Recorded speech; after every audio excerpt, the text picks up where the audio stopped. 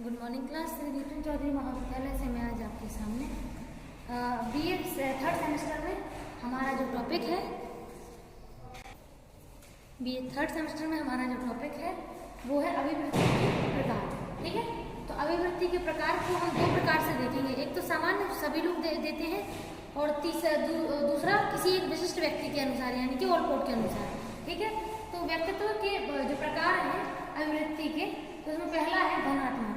धनात्मक प्रकार क्या होता है? धनात्मक मतलब जब कोई व्यक्ति किसी व्यक्ति के प्रति कोई सकारात्मक व्यवहार करे, मतलब ऐसी अभिवृत्ति दे जिसमें सकारात्मकता रहे, मुस्कुराहट हो या फिर ऐसी बातचीत का आदान प्रदान करना जो एकदम सकारात्मक तरीके से हो, तो वो धनात्मक अभिवृत्ति कहलाती है। जब कोई एक व्यक्ति दूसरे व्यक्ति के प्रति बहुत नकारात्मक विचार और अपने व्यवहार का प्रेजेंटेशन करे तो वो हमारा नकारात्मक अभिवृत्ति कहलाता है, जिसमें एक कुछ नेगेटिव थॉट्स होते हैं जो बिहेवियर में नजर आते हैं। नेक्स्ट है तटस्थ, ना तो नेगेटिव और ना ही पॉजिटिव, यानी कि एक नॉर्मल सा एवरेज सी अभिवृत्ति देना जिसमें ना तो नेगेटिविटी है ना पॉजिटिविटी, यानी कि सामान्य व्यक्ति को जो देते हैं ना वैसे समझ लीजिए। ठीक है, अब है ऑलपोर्ट के अनुसार। तो ऑलपोर्ट का कहना है कि व्यक्ति जो है वो अभिवृत्ति तीन प्रकार से देता है। एक तो सामाजिक अभिवृत्ति। सामाजिक अभिवृत्ति मतलब एक समाज के मेंबर के प्रति, चाहे माँ बाप के लिए दे, चाहे वो पड़ोसियों के लिए दे, चाहे दोस्तों के लिए हो, रिश्तेदारों के लिए हो, तो ये है सामाजिक अभिवृत्ति, यानी कि समाज के किसी भी मेंबर के प्रति जो अभिवृत्ति दी जाती है वो।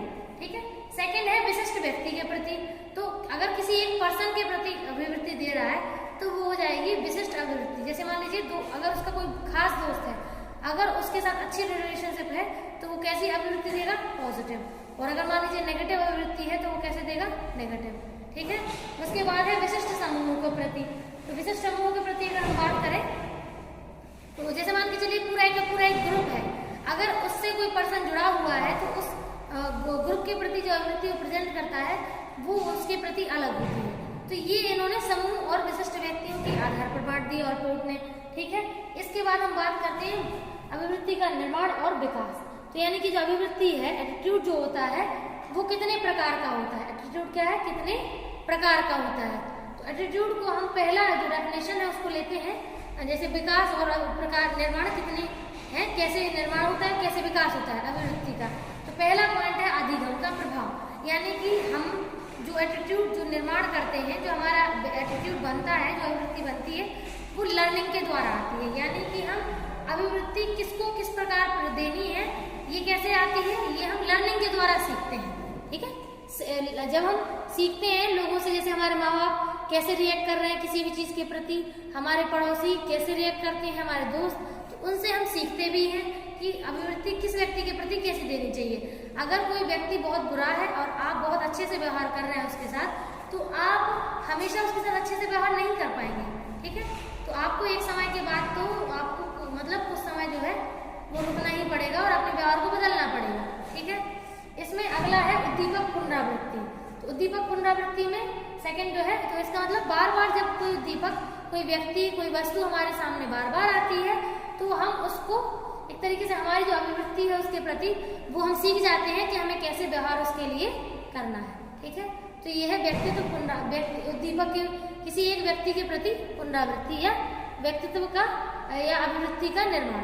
ठीक है, थर्ड है अभिप्रेरणा, यानी कि हम मोटिवेटेड होते हैं, यानी कि हम खुद तैयार होते हैं किसी एक एटीट्यूड को किसी एक व्यक्ति या समूह के प्रति प्रदर्शित करने के लिए। ठीक है, तो वो हम खुद डिसाइड करते हैं कि हमें मतलब हम अभिप्रेरित हैं, तो हमें पता है कि हमें किस व्यक्ति के प्रति कैसी प्रेरणा देनी है, दोस्तों के प्रति कैसे देनी है और जो व्यक्ति हमें पसंद नहीं है उनके प्रति कैसे देनी है। नेक्स्ट है पूर्वाग्रह।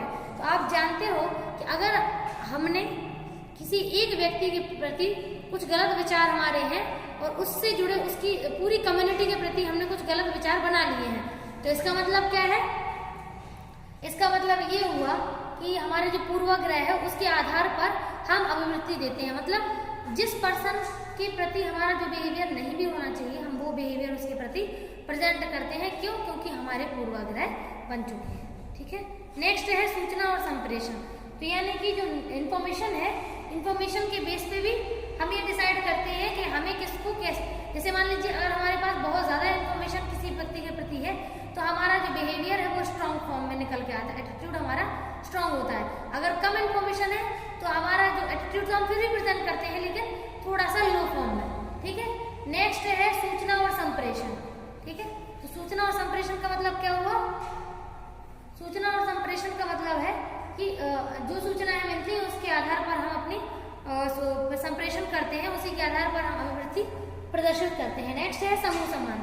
समूह संबंध का मतलब कि जो ग्रुप है, जैसे जितने भी समूह है उनसे हमारे कैसे संबंध है। अगर सकारात्मक संबंध है तो हमारी अभिवृत्ति सकारात्मक होगी, और अगर नकारात्मक संबंध है तो हमारी अभिवृत्ति नकारात्मक होगी। नेक्स्ट है संदर्भ समूह।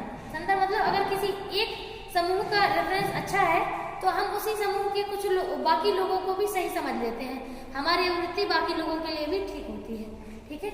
नेक्स्ट है व्यक्तित्व। व्यक्तित्व मतलब एक व्यक्ति कैसा है, अच्छा है, बुरा है, किस प्रकार का उसका व्यक्तित्व है, उस हिसाब से भी हमारी अभिवृत्ति उसके लिए प्रदर्शित होती है। नेक्स्ट है संस्कृति। संस्कृति मतलब नैतिकता, यानी कौन सी चीज किसके हिसाब से किससे कैसे व्यवहार हमें करना चाहिए और कैसे व्यवहार नहीं करना चाहिए, वो संस्कृति में आता है, ठीक है। इसमें अगर कोई डाउट हो तो बता दीजिएगा। Thank you.